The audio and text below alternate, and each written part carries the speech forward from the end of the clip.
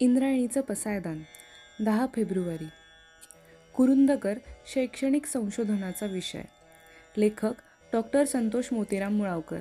अभिवाचक अमेया संतोष मुळावकर.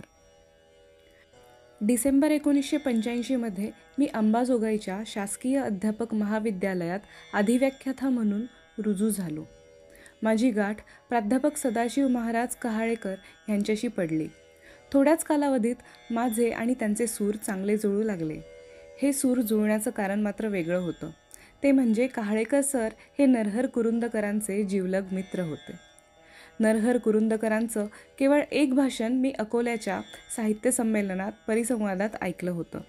त्या भाषणानं मी प्रभावित झालो होतो.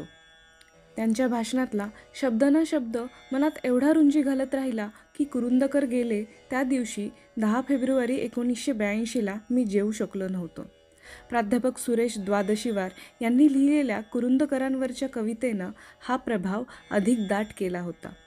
राम शेवाळकरांच्या कुरुंदकरांवरच्या व्याख्यानाला कहाळेकर सर मला घेऊन गेले आणि कहाळेकर हा माझा कुरुंदकरांइतकाच माझ्या जिव्हाळ्याचा विषय ठरला. कहाळेकर सरांसोबत मी शिक्षणशास्त्रावर बरेचदा चर्चा करीत असे. तेव्हा मला त्याच तर्ककठोर चिकित्सेचा प्रेमळ प्रत्यय येत असे. अध्यापन कसं असावं ह्या माझ्या प्रश्नाचं उत्तर कहाळेकर सर एका वाक्यात देत असत. आमच्या नरहरीच्या भाषणासारखं.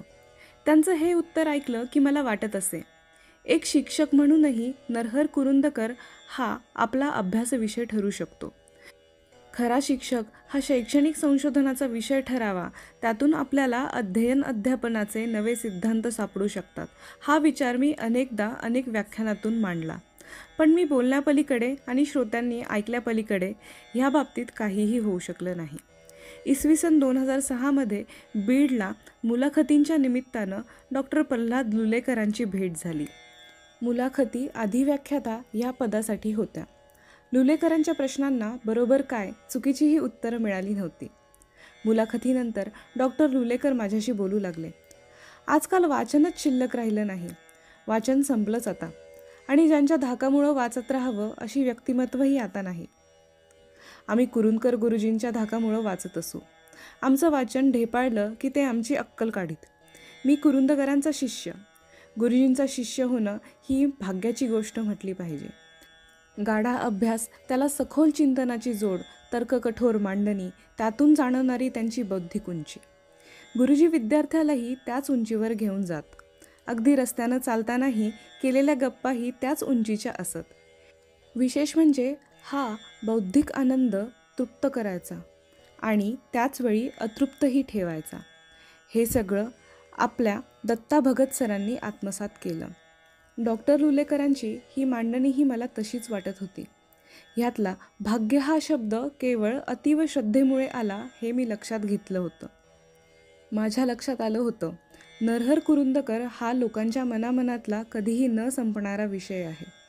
पण हा विषय शैक्षणिक संशोधनाच्या दृष्टीनं अभ्यासायला हवा. कुरुंदकर गुरुजींच्या लेखनाचं, व्याख्यानांचं शैक्षणिक दृष्टिकोनातून विश्लेषण केलं तर अभ्यास विषयाच्या मांडणीविषयीचे नवीन सिद्धांत शिक्षणशास्त्राला सापडू शकतात. केवळ पाठाच्या पायऱ्यांमागं अट्टहासानं धावून स्वतःची दमछाक करण्यापेक्षा अशा नव्या विषयांचं आव्हान या क्षेत्रातल्या प्राध्यापकांनी स्वीकारावं. कुरुंदकरांच्या स्मृतिदिनानिमित्त मी हे कठोरपणानं मुद्दामच सांगतोय.